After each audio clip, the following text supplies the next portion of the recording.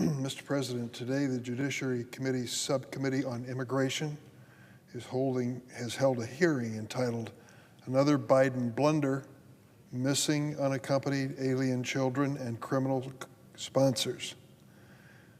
I attended this hearing.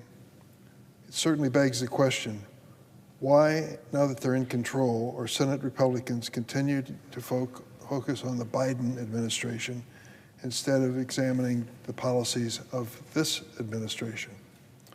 When I was chair of the Senate Judiciary Committee, we held not one, but two full committee hearings on Biden administration handling of unaccompanied children. It's a legitimate issue.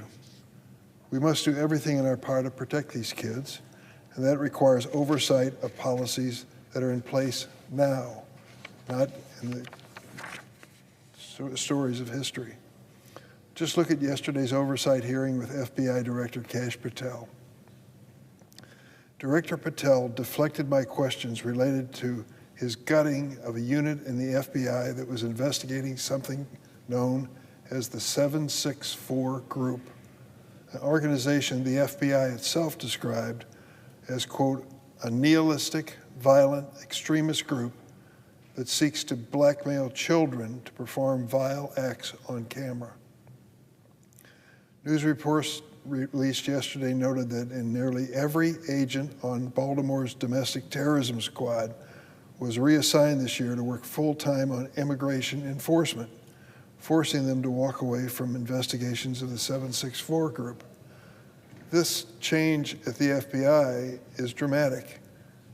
Counterterrorism, counterinsurgency, all of these areas where the FBI has expertise and developed professionals are being told they have a new assignment: go out and find undocumented people in the United States. There are 11 million of them.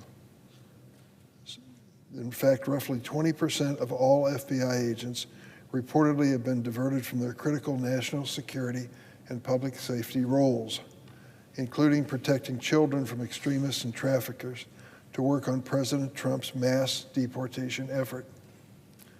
Even worse, the data shows that this administration is not focusing its immigration enforcement on, quote, the worst of the worst, as the president says.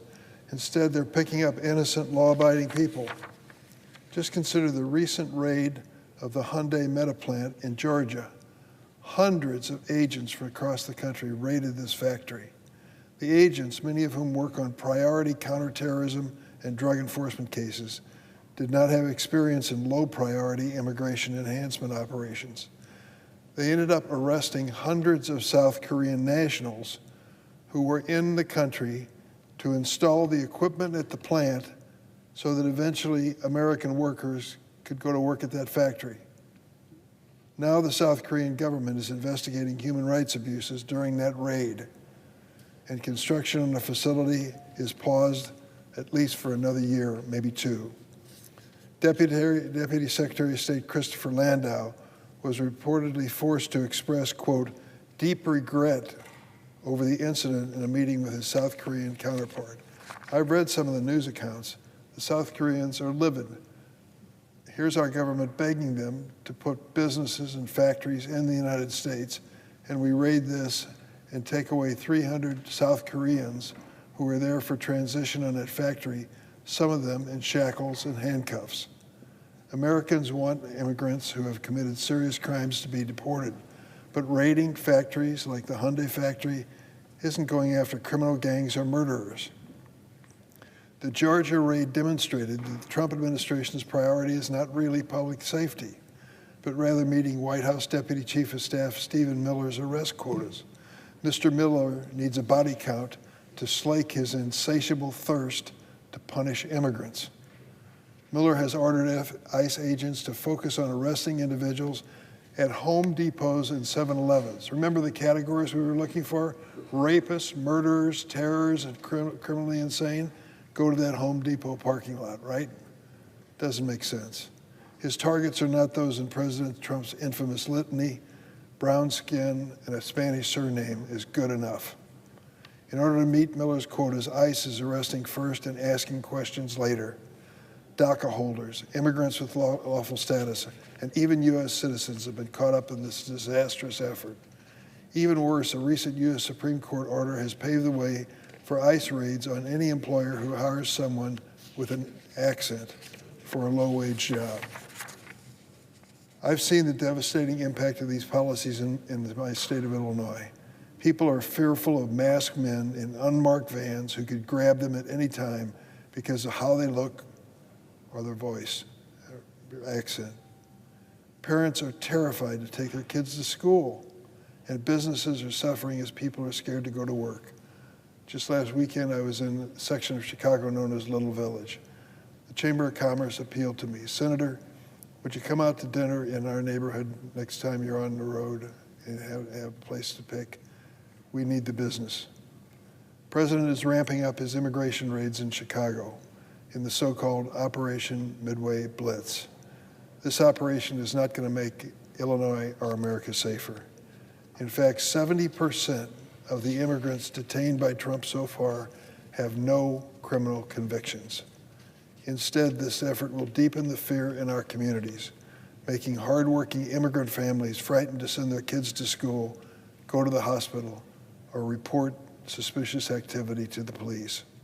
The majority of Americans do not support these anti-immigrant actions. If it's a dangerous person, they've got to be gone. But these are people who are paying their taxes and going to work and sending their kids to school and sitting right behind you in church. They are not dangerous by any means. Immigrants have been a key part of the American success story at every level. That's why in Illinois, including in the great city of Chicago, we embrace immigrants as members of our community who pay their taxes and help make our economy thrive and our city strong. Our nation needs immigrants more than ever. I just last week had the major farm groups in Illinois meet with me, 3 different groups in the same day. After they made their presentations about how tough things are on the farm because of tariffs and their inability to sell on an international basis, I said to them, I want to ask you a favor. Each and every one of you has told me you need immigrant labor on your farms to continue operating. Will you say it publicly? Will you let America know that immigrants perform a valuable function in dairy farms, livestock operations, orchards, farms of all kinds? They are an important part of the workforce. Our nation needs immigrants now more than ever. Look at the numbers. If DACA is struck down, experts predict that our economy will lose an estimated $11.7 billion each year in wages. What was DACA? An executive order of President Obama based on my bill, the DREAM Act.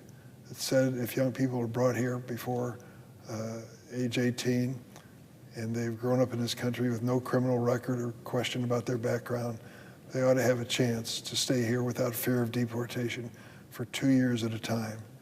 Even these young people who are complying with that executive order and carefully making sure they file on time are being subject to deportation by the Trump administration.